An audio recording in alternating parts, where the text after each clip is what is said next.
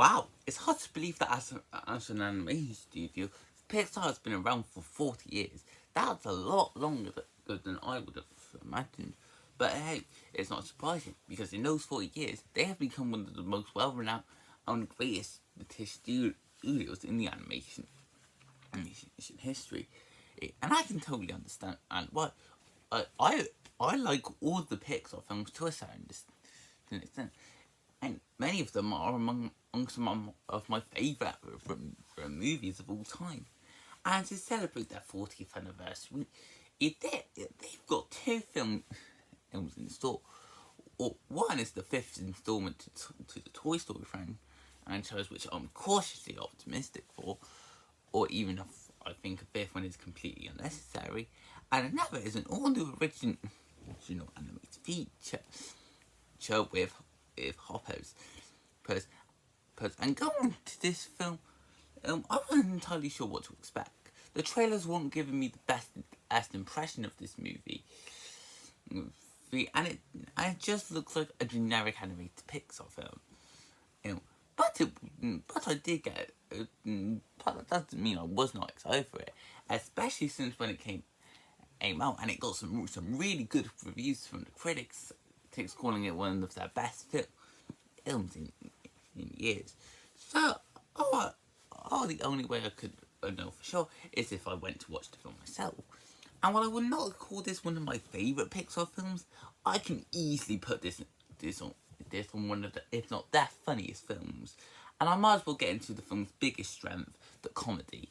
Now, some of the jokes in this jokes I saw in the trailer were fine, but I didn't think that this was going to be anything hilarious per se. Then I watched the film, and oh my gosh, this film is just so funny.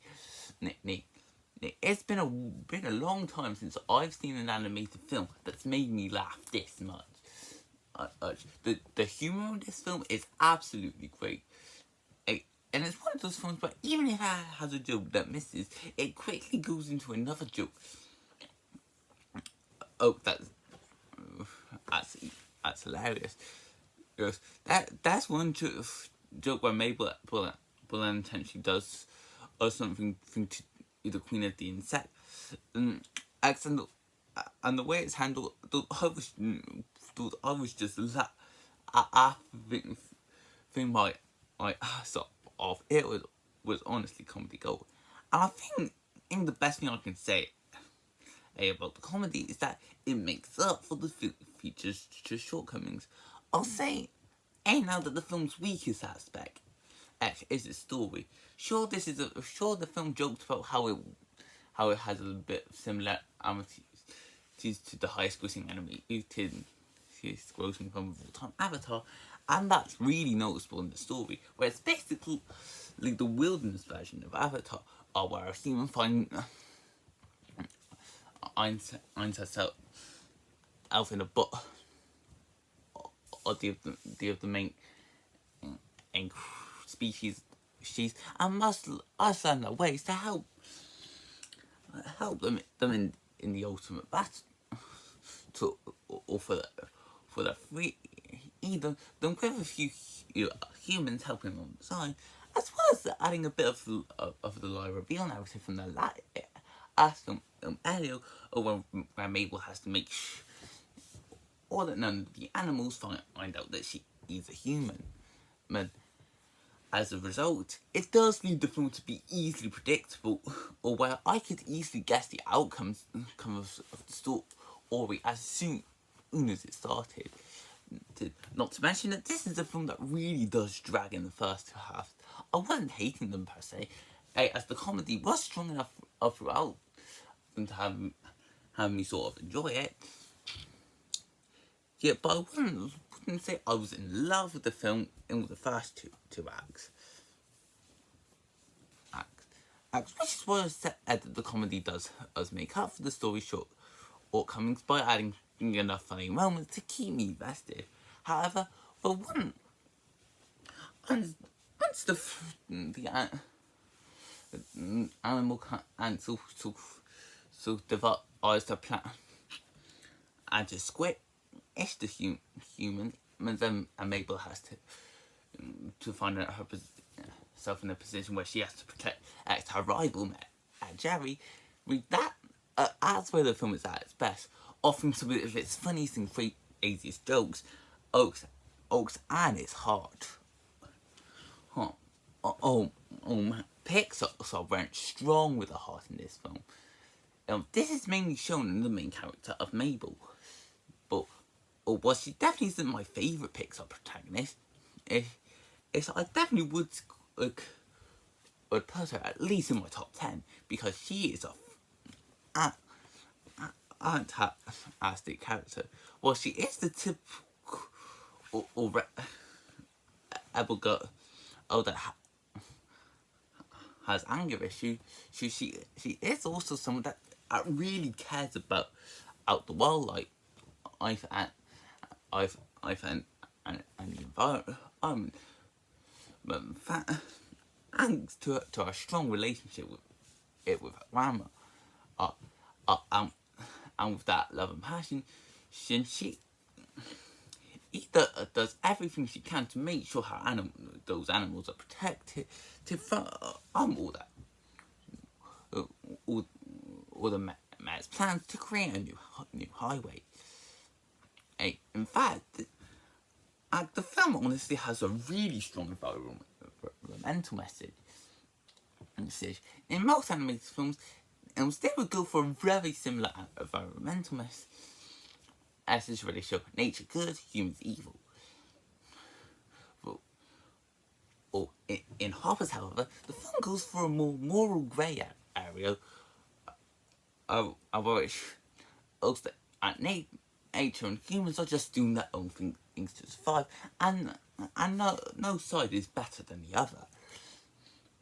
But as a result, it shows so both sides have to learn to respect each other, and get along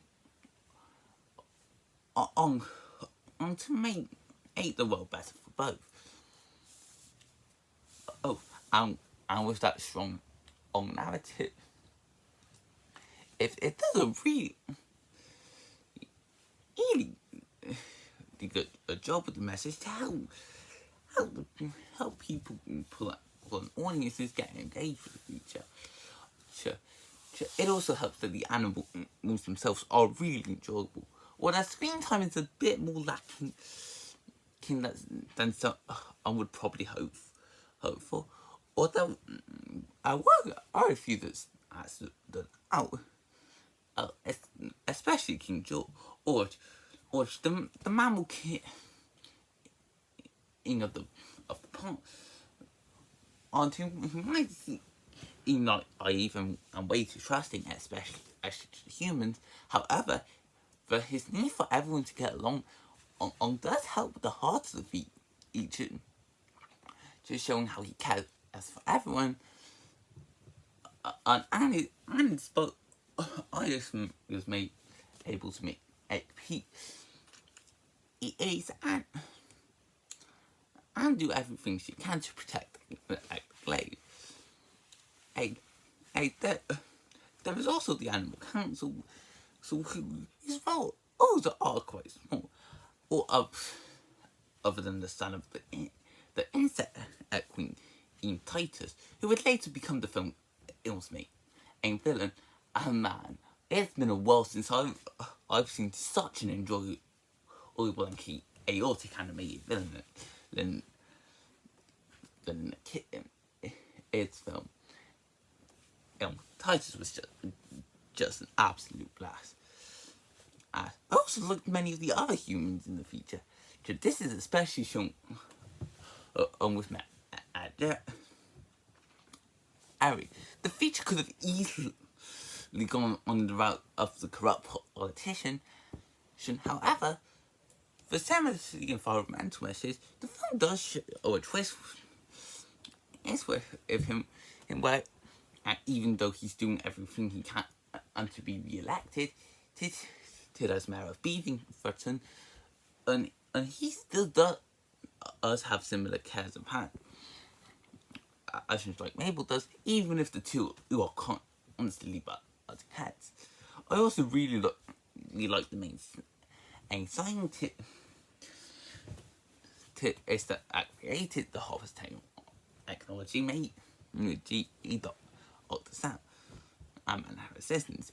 Then they were entertaining and offered their own level of humour that is pretty funny. And of course, what's a Pixar film without talking about its incredible animation? Well, Beaverton is more down to earth than some of the other worlds. Also, it doesn't change the fact that it still looks really nice. While Beaverton may be shown as a more generic town, and if a generic of its nature setting next to it, it doesn't change the fact that the resources used are simply marvellous, as and bring this town out to life in a new and exciting way. That does really help and benefit in the future. On top of that, I really love the designs of the characters, especially with the animals, where they focus on the more rounded aspect, because they make them seem adorably round, and be very creative and enjoy to and expressive, especially with the character animation, where they can go over the top in the best way possible. The film also offers quite a few action scenes to keep the viewer invested, and that is where the animation is at its best, especially in the third that where it gets a lot more insane and exciting, and a lot more animals, and the Hopper technology itself is used to great and exciting effect. So overall, while Hoppers might not be considered Pixar's best film, it doesn't change the fact that I still had a really good time with it. It doesn't have the most original story, which does hold this film back quite a lot. It does make up for it. It's some fantastic comedy, the great animation, strong on characters, and they add a wonderful score or talented voice acting that does help bring in these characters to life, as well as a strong on hard and great environmental message. I would definitely consider this is a must watch if you're in the mood for a fun animated comedy. If you're just looking for a more enjoyable and entertaining film from Pixar that's not trying to be one of their best films or one of their most heartwarming, then you'll have a great time with Hoppers.